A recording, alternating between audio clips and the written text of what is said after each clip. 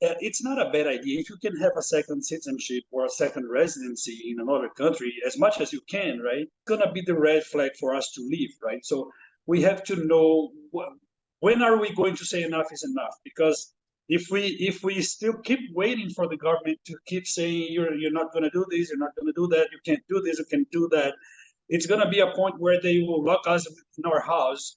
I mean, actually, we're locked in our house. We love foreigners. I mean, I used to tell people that if you're a foreigner, if you come here, you don't speak a word in Portuguese, don't worry. If you're in the street just trying to get directions or whatever, they will do all they can. They will help you. They will take you by your hand and take you where you want to go, because people here is very, very friendly, and we in general we love, because Brazil is a multicultural country.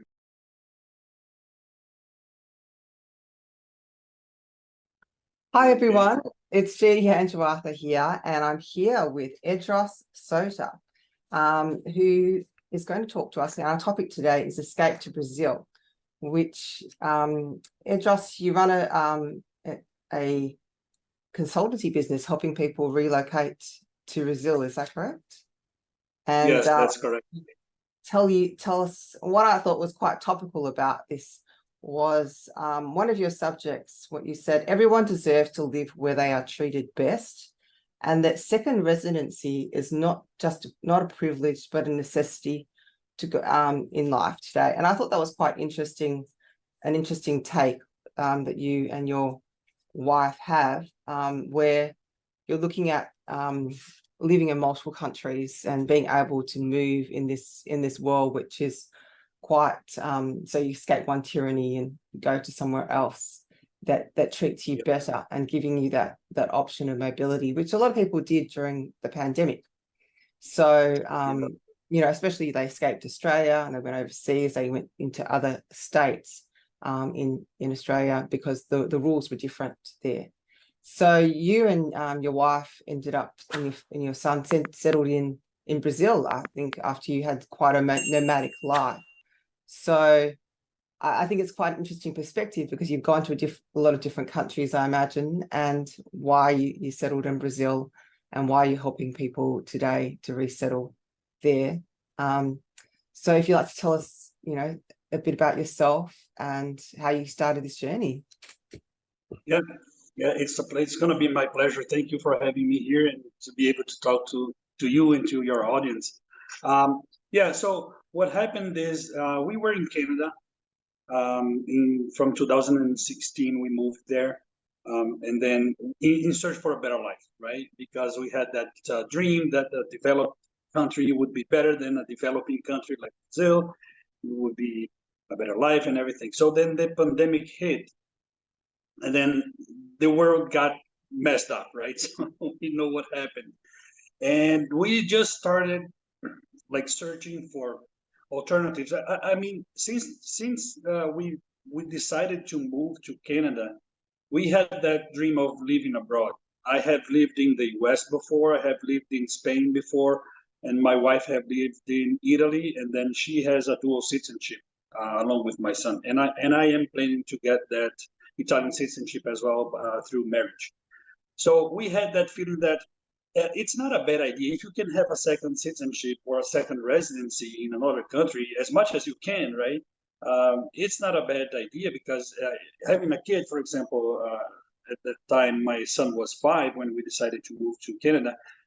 When he turned 18, 17, and he wants to go to the university or a college, he could go anywhere. I mean, if he has a second residency, he could stay in Canada, he could come to Brazil, or even go to Italy, right? Or any other European country. So that's the reason why we always had that feeling that it would be nice to have a second citizenship. But then when the pandemic came, and then we just felt that you know what, it's not a matter of alternative. It's a matter of like safety. I mean, it's almost mandatory, in my opinion, my humble opinion. It's almost mandatory nowadays that it's not that difficult for you to get a second citizenship, depending on where you're planning to have that, right? Especially if in my wife's case, for example, her ancestors were Italian, so it was somehow easy to get that because she had that past relative there, right? So what we decided was we weren't really happy in Canada at that time because of what was going on with the Trudeau government and the whole tyranny thing and persecuting non-vaccinated people and not being able to come and to move around and lockdowns. And he was crazy there. I think it was one of the worst countries. And I'm not really sure. I think that Australia wasn't really good as well, It right? was Some pretty states. bad. Yeah. Victoria was Yeah, probably a little worse than Canada, but yes, but it was only really yeah, us, yeah. I've Victoria. heard lots of Could escape. craziness Yeah, that probably was Melbourne, happening. where I lived, was one of the worst. We had 263 days of lockdown. So, I mean, Wow. people managed to escape before that, because once you were actually here, there was no escape. There was no out. You had to have, very special reasons to leave. Hmm. We even had Right. like a ring of steel around the place where they were patrolling. And, the thing was the And they population closed largely the country as well, right? complied. So when 2021 came, the second sort of lots of lockdowns, it was a bit less so. Like, I think it was more imaginary. There wasn't really a ring of steel. People, were still, I knew people that were leaving Melbourne and going to their Mhm. holiday houses. And And they, they also closed the country as well, right? I mean, they closed the country. People couldn't yeah, leave they and also people could closed come the in, right? country as well. But in Victoria, it was particularly bad because we had lockdowns, 5 kilometer limits. You can only go out for 4 reasons. And they basically in 2021 set up a situation where unless they locked us down and said, literally tortured the population and said, unless you're all vaccinated, you're not getting out of this. And then even when they did let people out, the people that chose not to vaccinate, who were able to do that, weren't allowed into shops for, they did that for a few weeks. That failed. But certain workplaces still have mandates here. So I think everyone, even if they dreamt of leaving, unless they had sort of jumped before, that got out before the rules came into place, they weren't able to leave unless they made up some sort of reason to go. So I think it's interesting, the idea that you, especially with giving people options. And I think the people who are able to be socially mobile also meant that governments can't control the population as much. Like if we're all stuck in the same place and we don't have these options, then they know that they can just control all of everyone. But like people like yourself who have dual citizenship, they just move where they, as you say, they're treated best. So then they have to. There's no real possible way, to put these central bank digital currencies and all of this tyranny down, because the socially mobile, and I would say the intelligent, the resourceful business people essentially will be able to relocate. They relocate their businesses, Exactly. relocate That's their exactly the point. lives. And it may not be for everybody, but I think it's an important idea to get out there, that if you have the capacity, you may not use it, like you may not necessarily use it, but if there is the option for you to get that dual citizenship or multiple country, then if it's an insurance policy, I would say, more or less. Of Yes. course, I think Exactly. your pictures of what you've shown here looks very beautiful, and we could discuss all of that later about how I think I would say the anxiety of doing something new for people is difficult. Like, to go so far away from family and friends, to know what's on the other side of all of this, like what is resilient. Yes.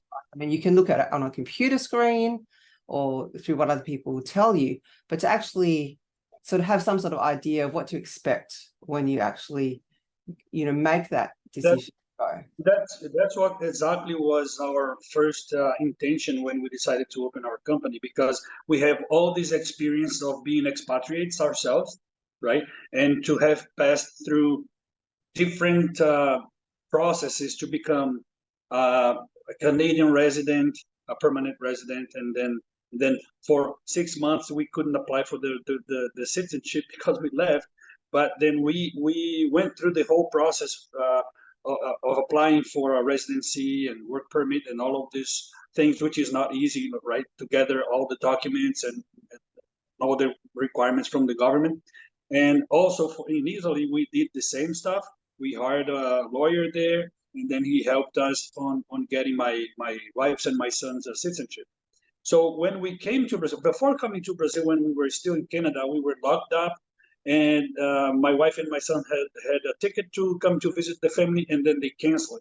So they couldn't come, and then we had to establish between ourselves, within the family, we had to establish what's going to be the red flag for us to leave, right? So we have to know when are we going to say enough is enough, because if we still keep waiting for the government to keep saying you're not going to do this, you're not going to do that, you can't do this, you can't do that, it's going to be a point where they will lock us in our house. I mean, actually, we were locked in our house because we weren't leaving even for work.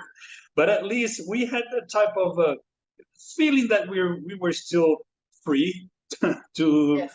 at least to go to the corner and buy some some food or groceries or whatever.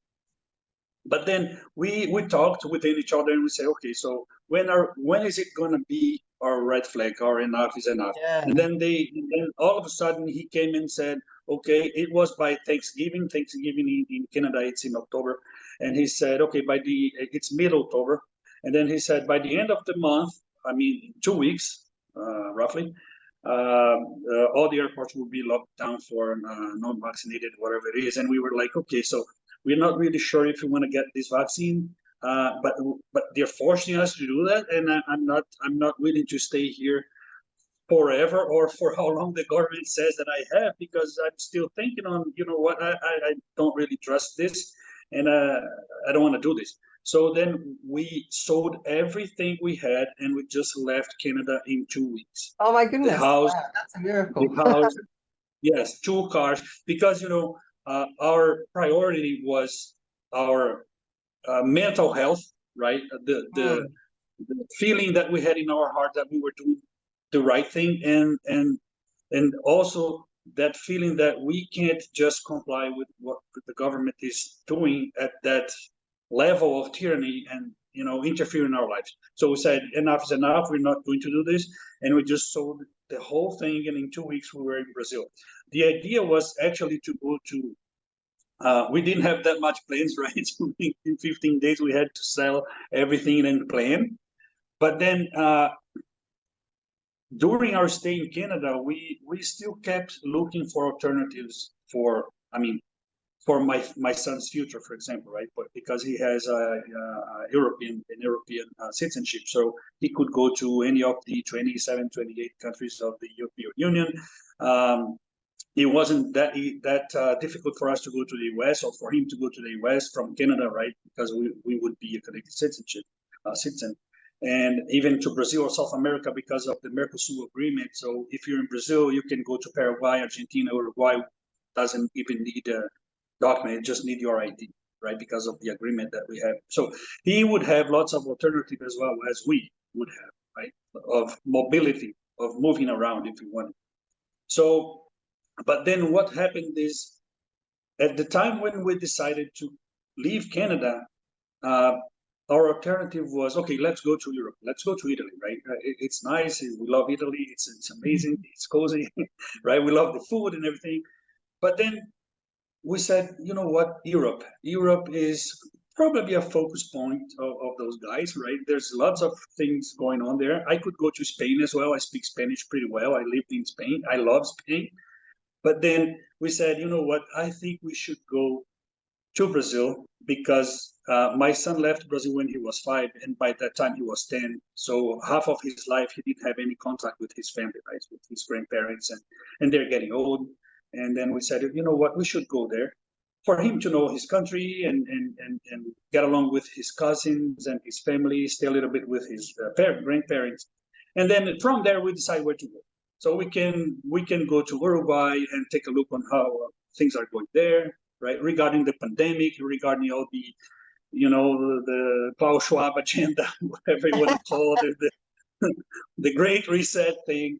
So let's move around in South America, or if we're going to go to Ecuador, to Peru, we can go there too, because it's pretty easy and cheap and not that far, right? And then we decided to come here to do that. So when we came here, we stayed like a month with my family. I'm from Northeast. Brazil is a huge country, right? So we spent a little bit of time in my region. My wife is from São Paulo, which is southeast. And then I was still working for my company in Canada remotely, so we could go anywhere.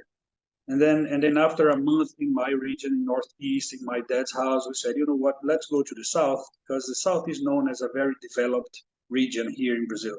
It's almost a developed country within the developing country, which is Brazil. There's no poverty, there's no favela, the crime rates are really low. There's lots of, it was basically colonized by European settlers, Germans, Dutch and Polish people. There's lots of European influence here, and it's very industrialized. So we came here just to experience that. And then it's also really close to Uruguay, Paraguay, and Argentina. It's like 10 hours, 12 hours driving from any of those three countries, which we could cross the border just showing our ID. Yeah. You don't need a passport. Yeah. So we just said, you know, it's worth it. We could go there to spend time there, and if we don't like, we just go anywhere. I mean, by that time, the pandemic must have, so then we came here, but we got just amazed with what we saw here. It wasn't our plan to stay in Brazil because we were Brazilians. We were just planning to stay here for a while and plan where to go, because our plan was to be nomads, right? Our plan was to go, I don't know, spend a year in Uruguay, spend a year in Paraguay, then go to Europe or whatever. But then we got so surprised when we saw this place here, because it's not, doesn't even feel that we're in Brazil. It's like another country within the country, because it's really safe. I mean, it has nothing to do with the Brazil we know. I mean, we knew, right? Yes. And even the landscape and the people here, people still speak German in the streets here. So when were you in? So when you were in this area, was it during the height of the pandemic, the 2021, 2020 time, or like was it? No, it was right after. I mean, the pandemic was slowing down. The restriction was pretty smooth, better. Yeah. Right. There was no. By the time we got here, there was no. I mean, in Canada, they kept doing this, right? The life kept going worse and worse in Canada, and I mean, I bet in Australia as well, it didn't change by that time. But here in Brazil, I mean, you know, Jenny, what I used to say is that being a developing country like Brazil, which is a continental, huge country, and it's a developing country, I say it's a third world country. What is normally known as our weakness is our strength.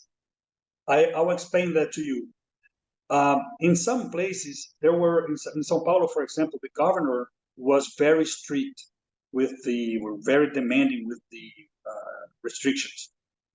But then he couldn't enforce that much the law. Like, for example, in Australia, that they had drones like following people, and they used to call to people if you were like, I don't know if I'm correct, right? Please correct me if I'm wrong. They had some drones and they had some helicopters, you know, Mr. Patrolling. It depends on the area. Again, they usually targeted certain ethnic and migrant areas. They weren't necessarily targeting the affluent areas, because I guess those people wouldn't put up with it. Although certain affluent areas were, I heard later on, targeted.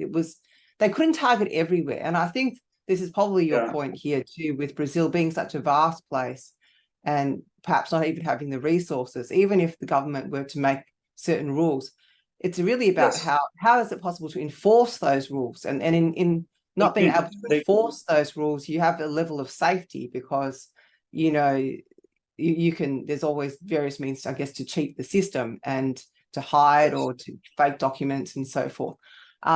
Whereas in Australia, because it's highly regulated, it was a little harder. It wasn't impossible. But again, the vastness of Australia, in particular in Queensland, which is quite vast, they were less able to have those enforcement measures, because how are you going to police it? I mean, you got, you know, there's such a vast area. to try. It's Yeah. only really through people's active compliance, being able, people reporting their neighbors and so forth, that really it was going to ever take off in when you have such a vast area. But even then, like, you've got to get the police there, you've got to get the enforcement, you got to, put them in some sort of quarantine hotel. So I assume with Brazil, this is the case, that it's harder to enforce in certain areas because of the vastness of it, and that you might see the theatrics of politics, which is what we see on the media, that makes it seem worse than it is. Is that what you would say? That's exactly what happens. So, for example, here in Rio, a few people that just went to the beach during the restrictions, the lockdowns, the worst moment of the lockdowns.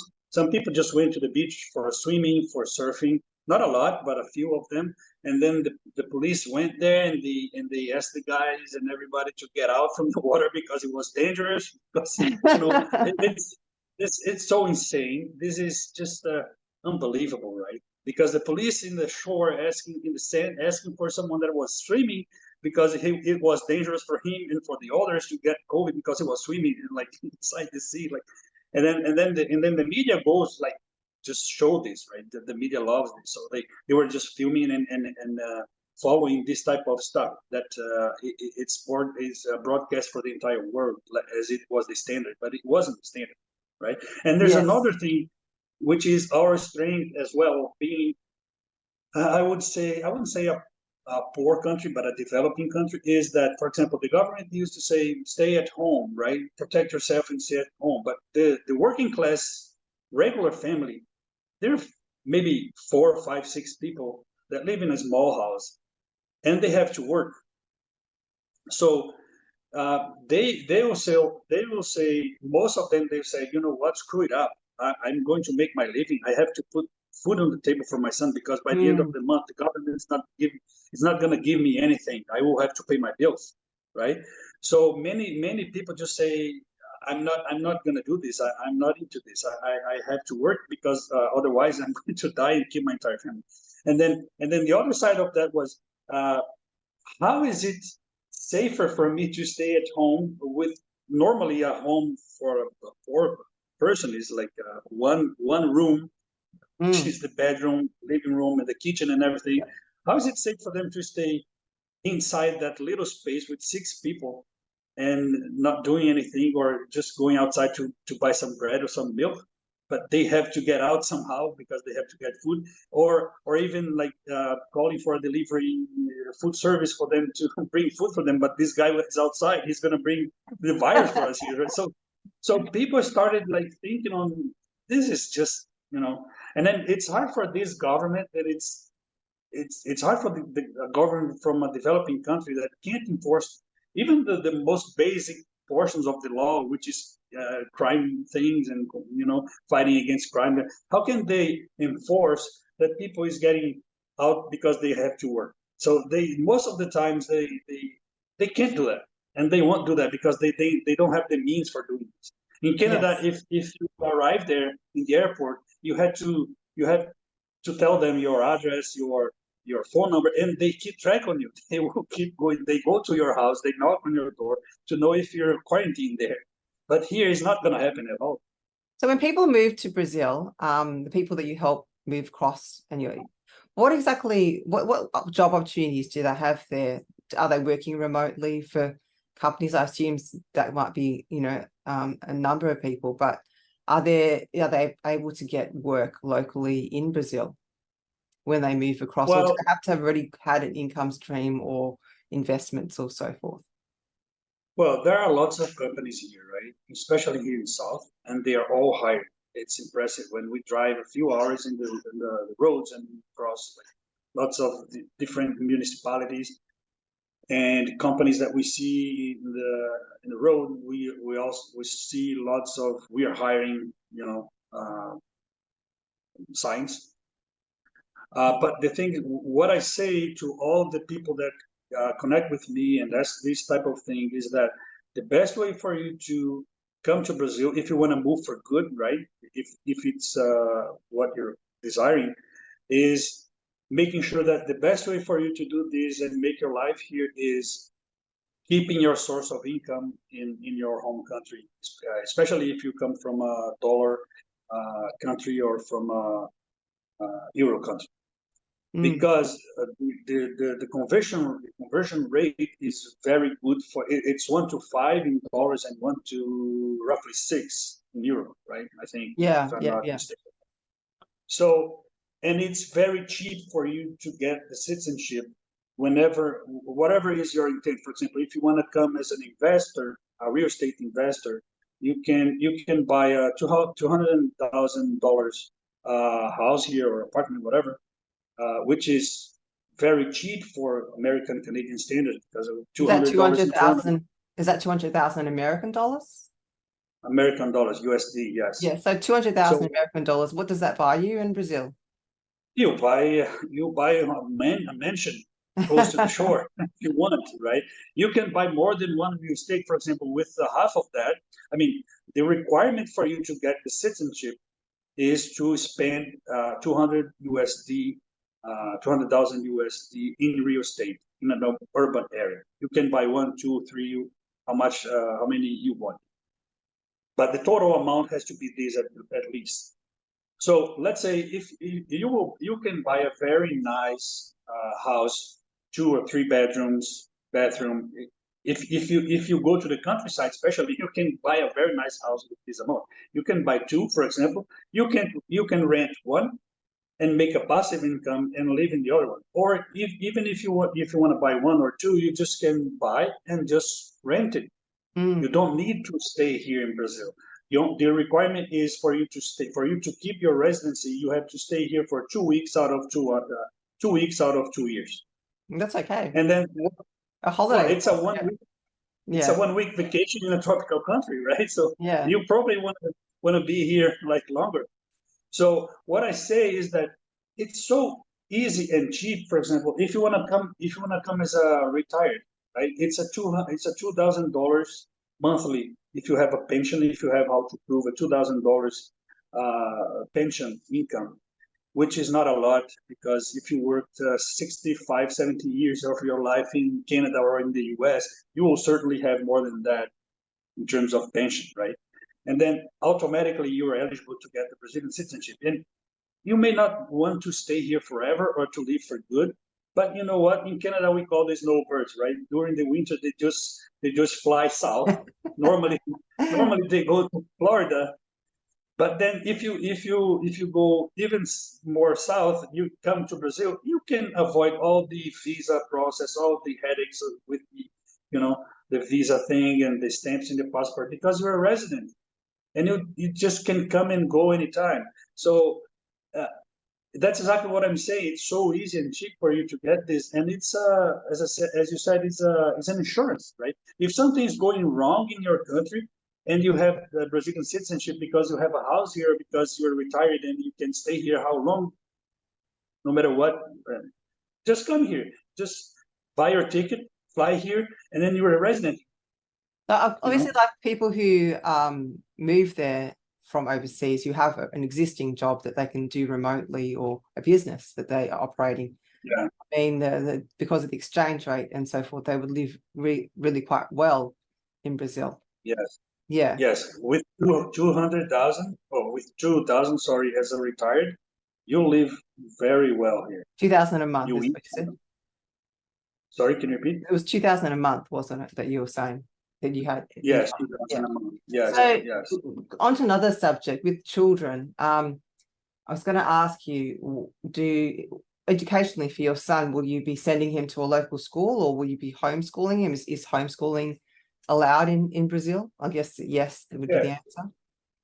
Well, that's the point. It's so cheap to send your son here for a very nice private school that it's not worth it for you to homeschool. I'm going to tell you, my son is going to a very nice Lutheran traditional school, not because we're religious, we're not religious, but we want him to have a more conservative education in terms of principles and values of family, this type of thing. So We chose a nice school here. He has English, Spanish, and German classes, all the other ones. And we pay 1,300 reais, which divided by 5 would be what, 200? No, not even 200, right? 130, US dollars a month. Wow. So homeschooling demands from the parents a lot of Yes, yes. time and effort, right? I mean, if you have 10 kids, if you have lots of kids, So are there lots or of if you're small schools available that you were able to large. choose from? So I guess Well, there are public schools. There are yeah. also public schools around that it's free, right? It's for free. You don't even need to pay anything. But uh, I mean, my advice to everyone that can afford is, because we know what happens with the public education, right? They indoctrinate kids most of the Yeah, yeah. time. In Canada, it's just it's all about indoctrination, and I mean, it's not. My son, he left Canada when he was 10. He was grade 4, I think, if I'm not wrong. But sorry, he never had a book in his life in Canada. He had just some notebooks for taking notes, but he didn't have a science book, geography book, history book. So here in Brazil, the first thing when we bought the books from the school, he was so excited because there was a pile of books like this. He loves books. He loves studying, and he was like, "Daddy, I'm so excited because I have a math book. I have a geography book. I have a religion book. All of the, the disciplines of the Yeah. subjects. So they And have one do book. they have like a woke agenda in the schools, the going on in the public schools or not? Because in here, in Here, most of the Australian schools, we have a woke yes. agenda everywhere. It's cultural Marxism. So I'm interested to know, like, is this in Brazil, or because is it a more traditional society? Are you still able to, even I would say, the religious schools and the very elite schools here, because of the way of funding and the government, they become so dependent on government funding. Mhm. They are bought. So there's certain things that they have to do. They don't have the same sort of freedoms to have their own curriculum. And I guess that's where it's led to a huge rise in homeschooling and remote learning, because people want to have those choices and they don't want the children in the system. Even if it was the most amazing education system, because of all the extra, rubbish that goes into it, that's poisoning the children. People are choosing to, and homeschooling is growing in Australia, remove their children from school. But that has its advantages and its disadvantages. If you're a small family, I think you're still better off if you were able to find a school that aligns with your values, because you have that community around you.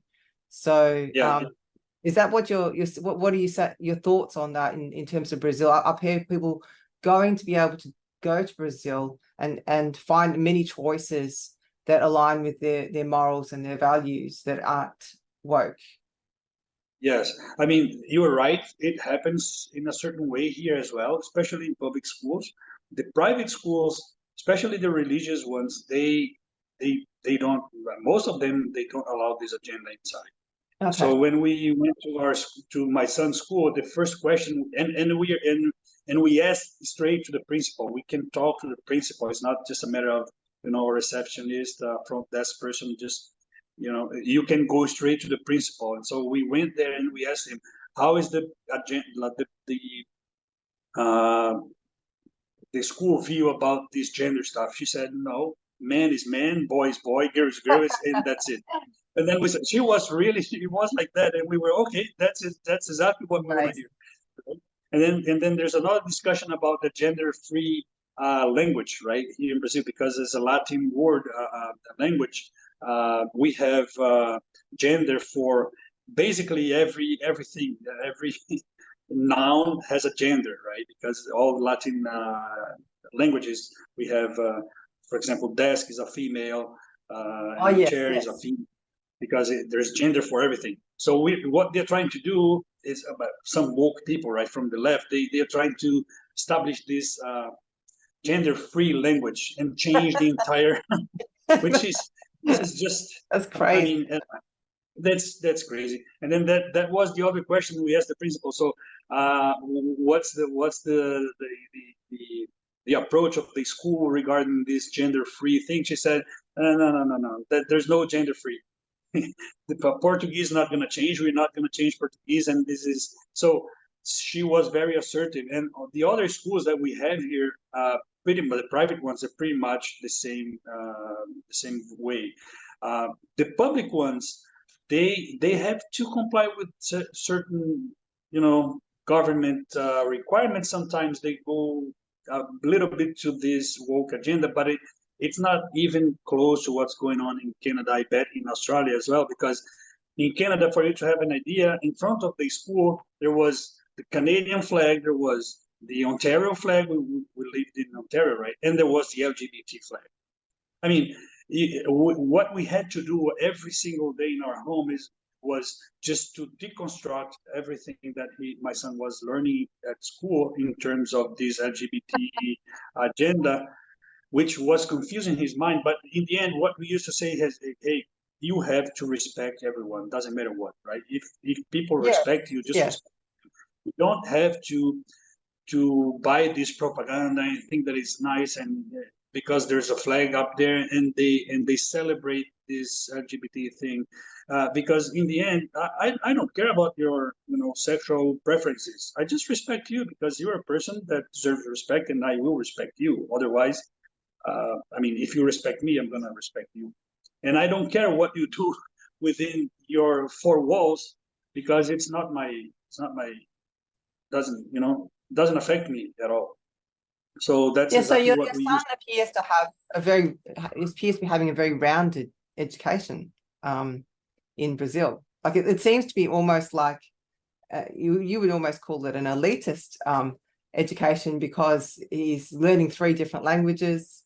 He's Yes. learning a lot about culture. I mean, a lot of these things are totally by the wayside here now. It's all about respectful relationships and racism, anti-racism. It's very topics that really don't serve the children in any classical form to give them a foundation for life. Whereas so now, I guess, even so, if we're talking to people who might even be thinking about going to Brazil simply to have their children raised there within like it's quite expensive here to go to a private school.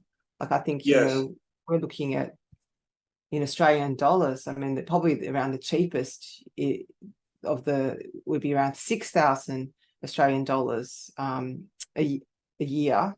But usually they can go 20, 30, 40,000 dollars per child. And this we tried in Canada as well, and it's that expensive too. We couldn't afford. Not even going to get close to an education where you're studying 3 different languages and all the classical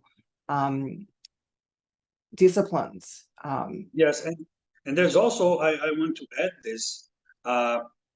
In Canada, they didn't have that anymore. If at some point they had, but they by the time my son was there, they didn't offer this type of extra activities. For example, here in my son's school, they took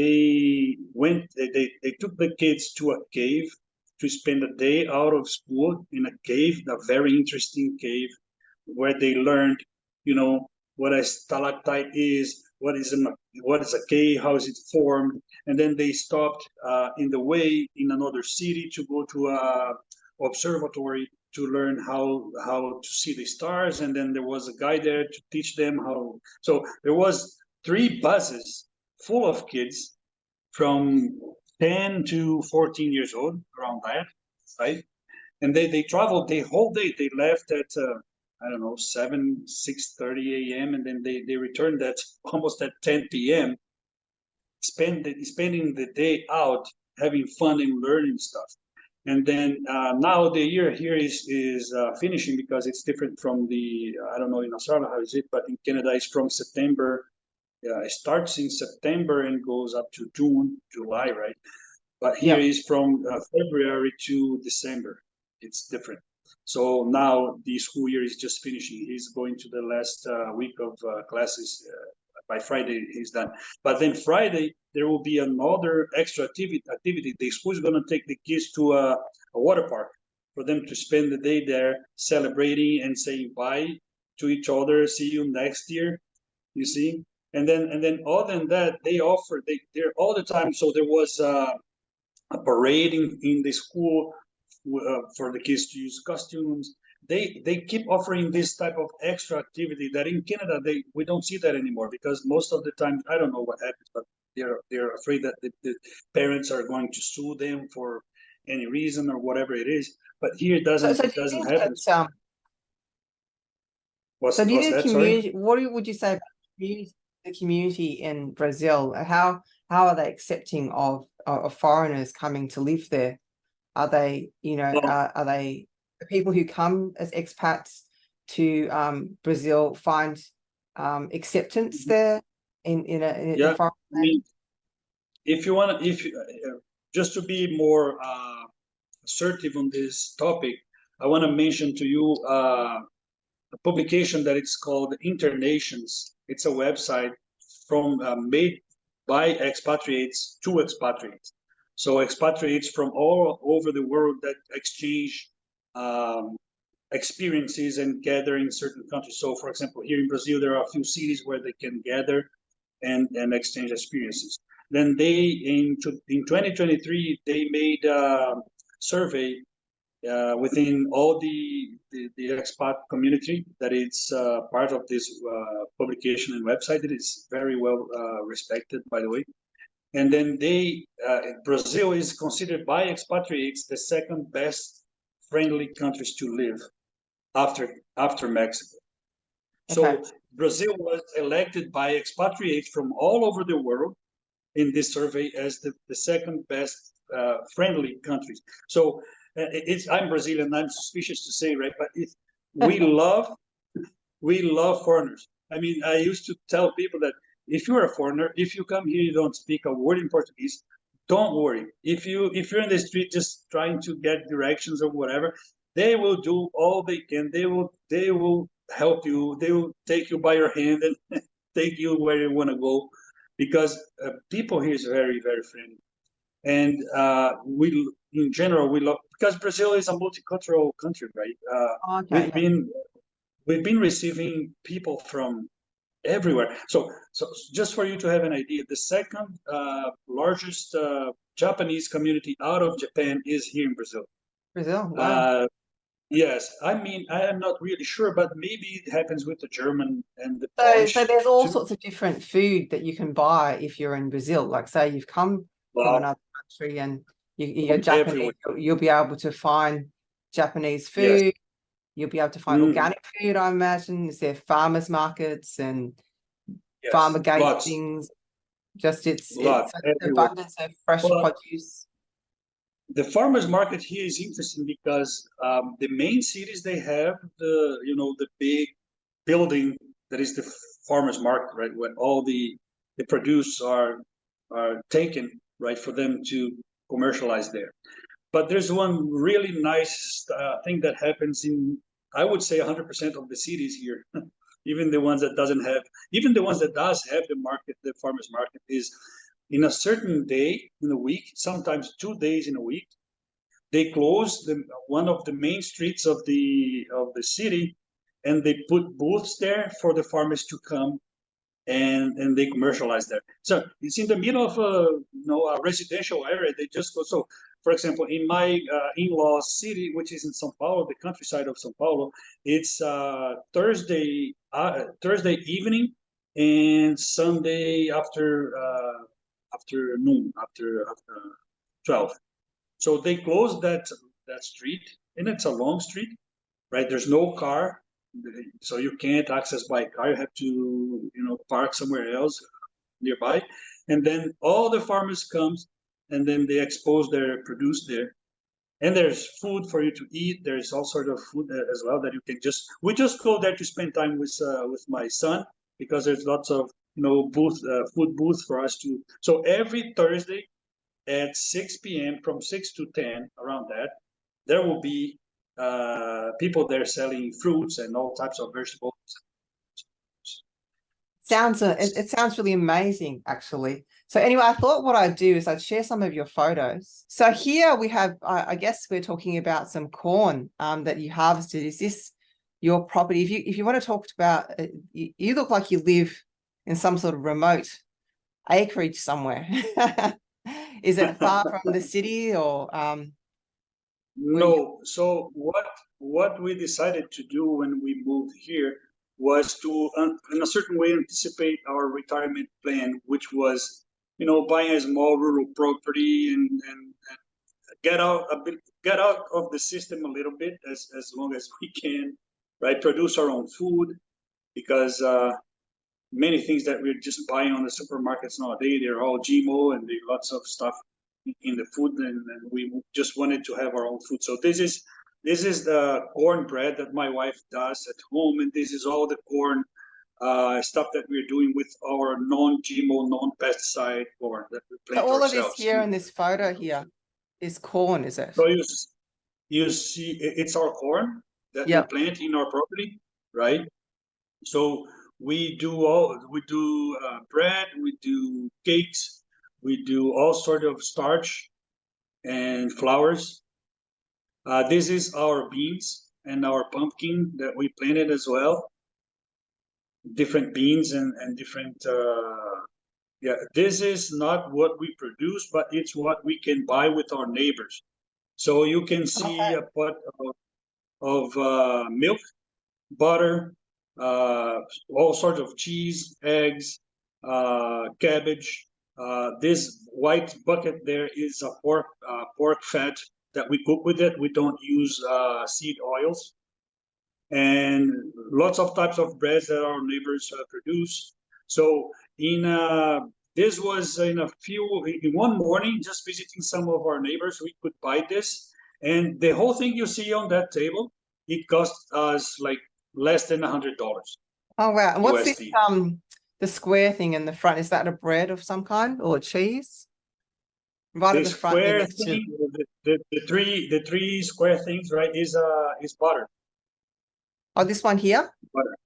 Is that butter? Yeah, it's butter it's butter because they froze it and they make this shape and it's easy for them to freeze. Then so they sell. The bread here, is it wheat bread or is it cornbread? It's there's cornbread there and there's wheat bread too. Oh, okay. And this white thing here right beside the butter is it's like a feta cheese. Yep.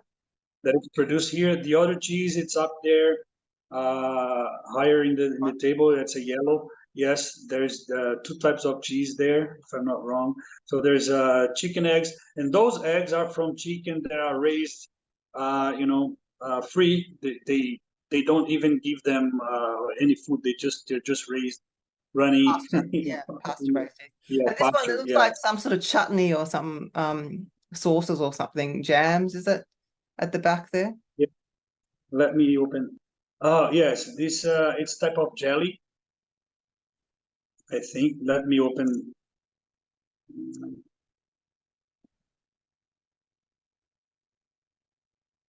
I'm not really sure what that is, but I think it's oh yeah, it's how do you guys call it? I forgot. It's cucumber. That is small cucumber.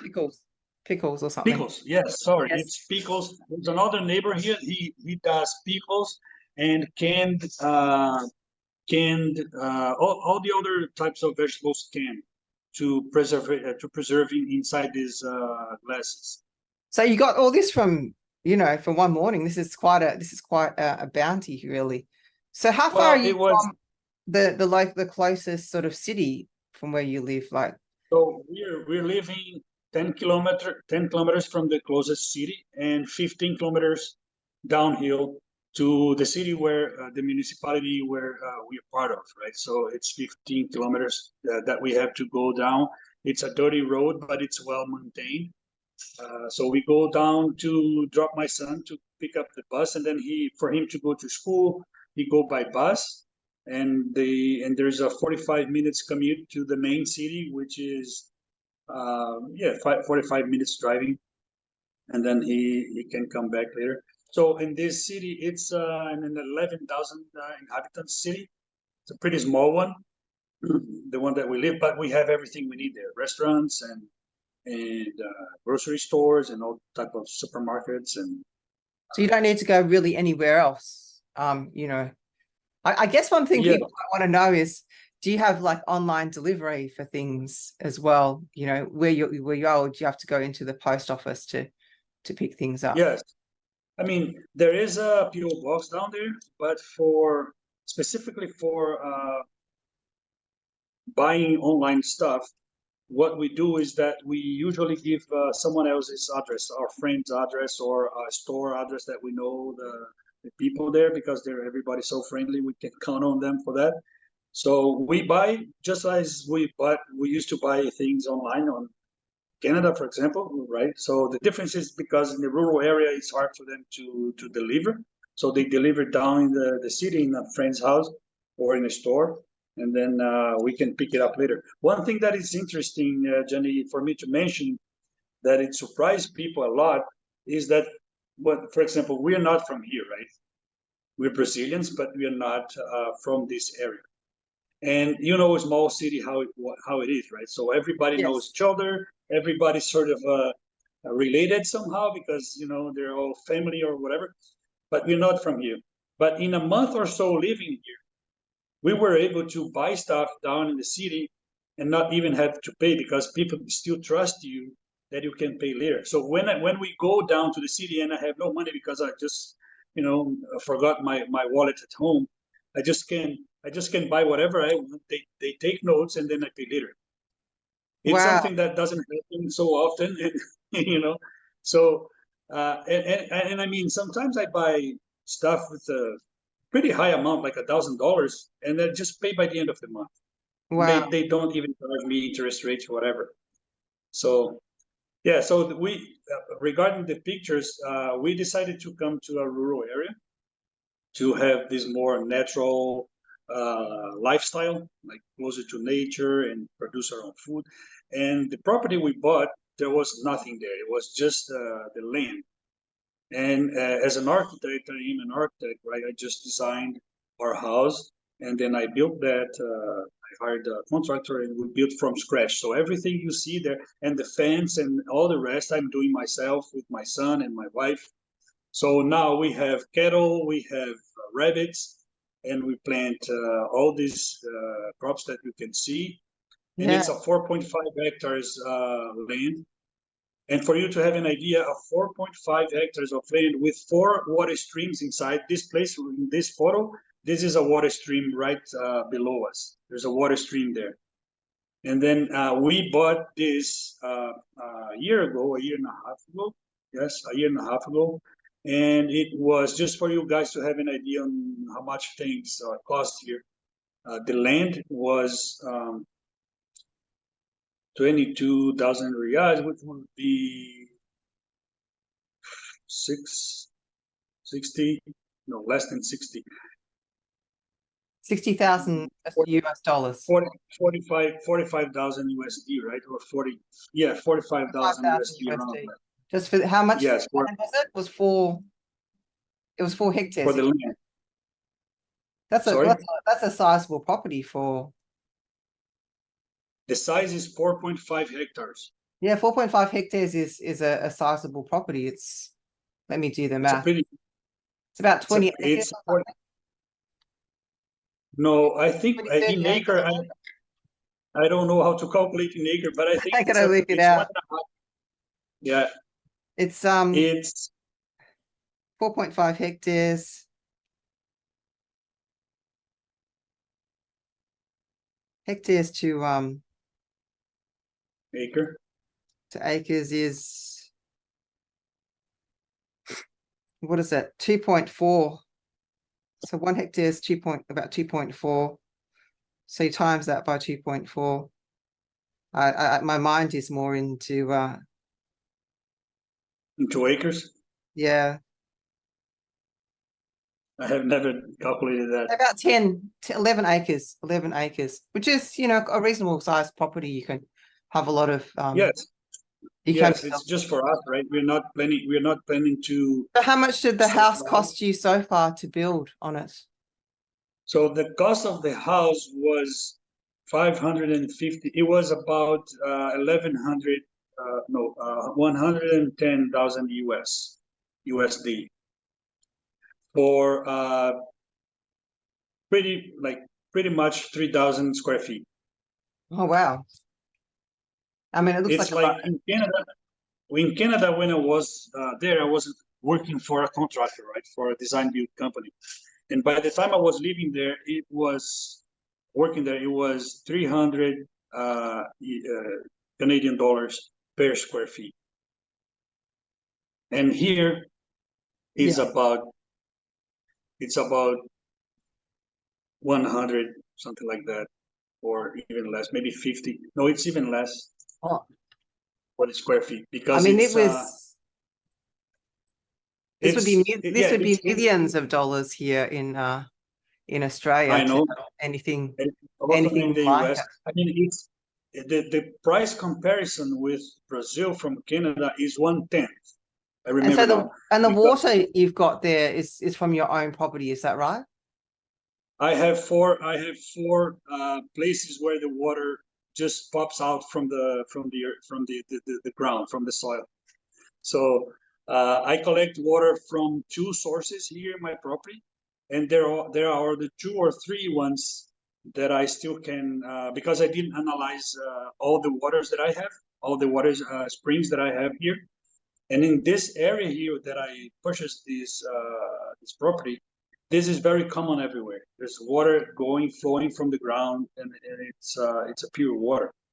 So I have two wells Yeah. that I already have, pretty shallow ones. Pretty shallow one. There is one with 10 feet deep that the water just comes up, and the other one is 7 meters, which is maybe 20, 30, between 20 and 25 feet deep. So, and then there's a water stream going where that picture was when I was with my son up there. That water is very, very clear and looks completely clean, but it's a bit far from my house, so I still need to analyze that and somehow build a small dam there to be able to pump this to my house, or even to make an irrigation to my crops. So I So have at the four moment, sources is the water that's coming to your house, is that coming from underground, from the well. from the Yes, wells? And so all the water that's feeding your crops is coming from your property underneath. Is that right? yes, from the Do wells you as have well. do you have dams as well, or you just No, that's exactly what I'm saying. This picture shows there's a water stream right there where we are. Yep. And then what I'm planning to do, because there's a lot of things to do, so this is in my to-do list. That's gonna be the next challenge for me. It's going to clean up this bush because it's a bit abandoned, let's say, by the previous owner. I'm going to clean it up and recover the natural trees and everything because I want to increase the volume of water. And then I'm going to build a little dam there, and then use this water for probably for drinking because this Yeah. water is very, very clear and you know. So do And you then the have other it looks so amazing, I have to say. I can imagine a lot of expatriates would be trying to move close to you as well. Do you have I know you were talking about how you know Julian, and there is some sort of expat community of freedom people in Brazil. Mhm. Are you guys all living, relatively close to each other, or you're spread out throughout Brazil? Well, I have to tell you that I talked to Julian this week, and we were talking about the dream of maybe someday having a community of like-minded people like him, like me, maybe like you, and people that we could be neighbors and live nearby, like all together in a very nice community where we could set up, our life standards and common ground. and sharing, good food, good water, and maybe even school for kids. And I mean, that would be a dream for me too, because you know. And then Julian's pretty excited to come visit me. He has been working on this matter for a while, right, with peopleizers. And then there is a group there that on Telegram that I am part of that too. I have talked to a French lady that she is planning to leave France. She went to Brazil already. She's considering to come here. So yeah, at this point, we're just by ourselves, but we have lovely neighbors. Lovely neighbors. It's amazing the community and how people receive you here. It's like we're part of their families. So. Yeah, honestly, I think you've almost sold me. Yeah. So I was gonna, Yeah. because we've gone on probably for an hour now, and it's been an amazing talk. I have learnt so much.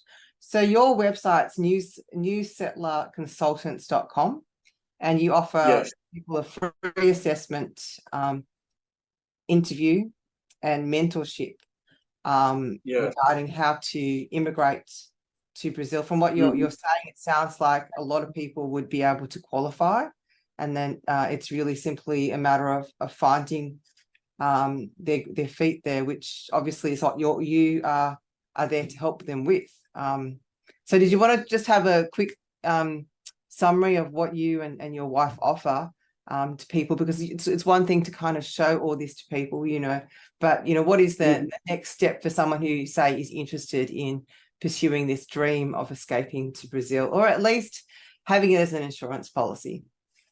Yes, of course.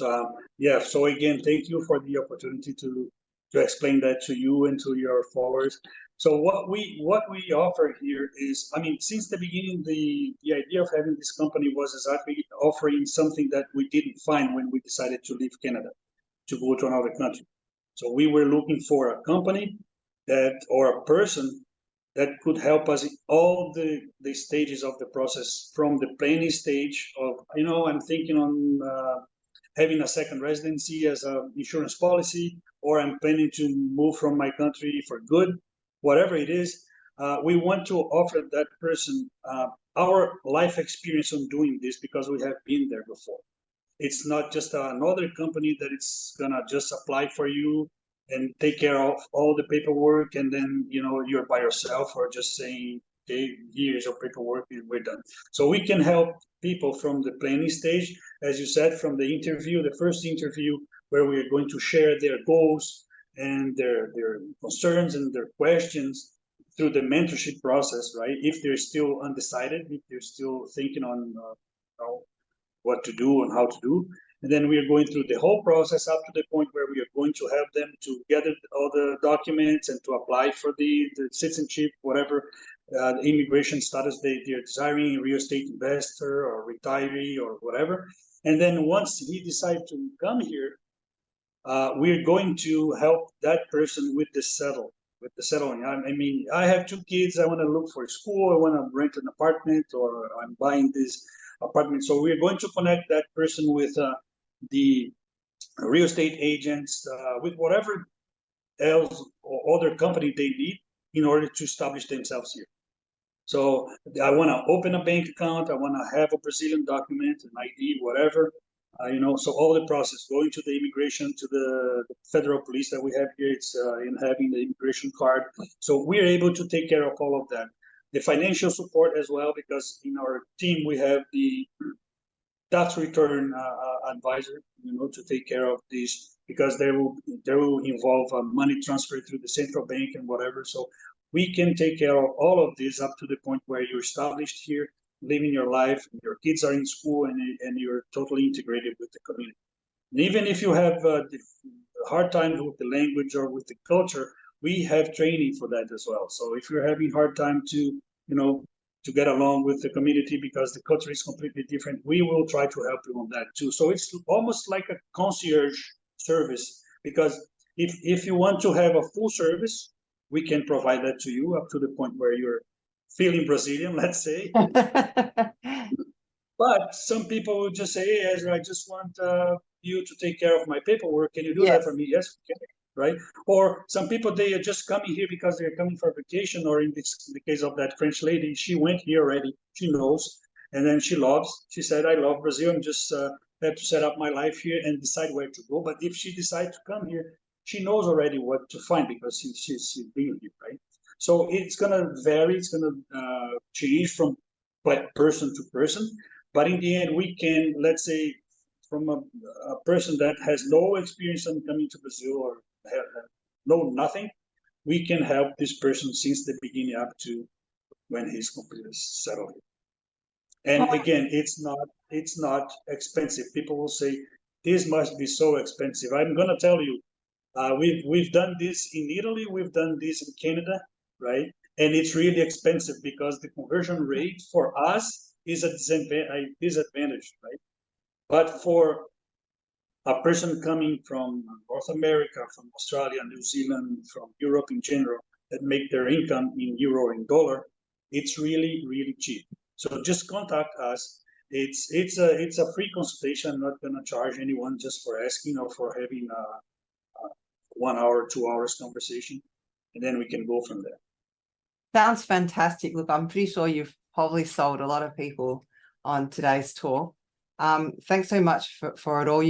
I'll be putting all the links in the description of the video for anyone who wants to. And come and visit my website, uncensoredwisdom.com, where I will hopefully this week publish an article with just, bits of what we've discussed here, and people can watch the whole thing. But very, very interesting, actually. Something you obviously can't find by searching the internet for this information, which is what I actually love about this kind of thing. I've had so many wonderful LinkedIn connection discussions with people, and then afterwards it's like, oh, we should have recorded that. So I'm really glad that you came along, we recorded it so that other people can really benefit from what we've discussed here today. Sure. Okay. Yes, and I hope we can help lots of people as well, because we've been in that spot before. So that's the whole purpose of doing this. It's not just about making money. It's not just about business. It's about helping people as well. Yeah, which is, what we're all about here. Like, I mean, we're looking for a better world ultimately. Yes. We can have all these material things, but it's really that other, essence of life, the spiritual, the connections to other people. These are the things that truly matter. I think that's what we've kind of been shown throughout the whole pandemic, of where we've all, I guess, found ourselves with what really, really matters in life. So I think it's amazing where you and your wife ended up, and how you managed to pull off 2 weeks of selling everything in Canada. So I guess you could pretty much do anything at that point. And yet here you are offering this service to people who would find that idea of moving absolutely daunting, because I don't think everyone can do it on their own. I mean, some people are able to, but it certainly makes life a lot easier, and it avoids a lot of the traps that you might fall into by going into another country not knowing what you're doing. Exactly. Yes, and that's why we involved. If you see our website, I mean, it's not only a company that offers services like any other one. I mean, I'm not saying that the other ones they're not good enough, but we are a family business, and we as a family, for example, my son is involved on that as well. For example, if I'm talking to someone that has 2 kids, 3 kids, and they want to talk to my son for knowing from him how was his experience on all of this process, he's going to be part of that. He will be amazed on talking to other kids and telling them, oh, my experience was this, and still is, right? And my wife, as a lady, she has woman's perspectives as well, right? And I have another one. So it would be easy for us just open on one more company that takes care of the relocation and settling in services to Brazil.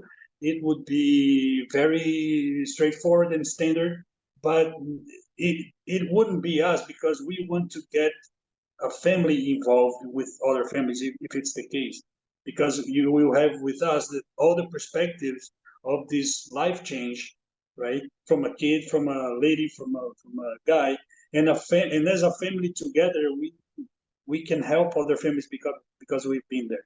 We have that experience to share with them. So we know how hard, how daunting, how complicated it is to change your life, if it's the case, right? But if you don't want it to move for good, you just say, I'm a snowboarder, just want to spend time in Brazil. That's fine, we can do that. But the extreme of this process would be, okay, I want to move for good. I'm leaving my country. Can you help me with that? And we can, because we've been there. I mean, it looks, it's absolutely amazing what you have achieved. And I think to be able to do what you love and help other people, to be able to do both of those things, as well as, grow your own food and enjoy that life and the community that around you. I mean, you're living the dream in a tyrannical world where a lot of people are worried about what's going to happen with 15-minute cities and the WAF. I guess we as people have to move on, whether it's moving to Brazil or living in our own community, to do what we have to do to move humanity forward, because all of that system is going to collapse at some point. It's unsustainable. And we have to take from those ruins and build a better future for our children. Because even if the WEF, all that collapses, it doesn't mean anything unless we as people move forward with our children and bring them up in a new awareness of the earth and caring for it, caring for each other, build better relationships than we had prior to all of this. I think that's what it's kind of shown us, and where, say, Julian and you are taking it as well, is that interconnectedness of life and people. And if you have strong communities and strong relationships and strong families, that is making you completely ungovernable to. Yes, exactly. And you're right.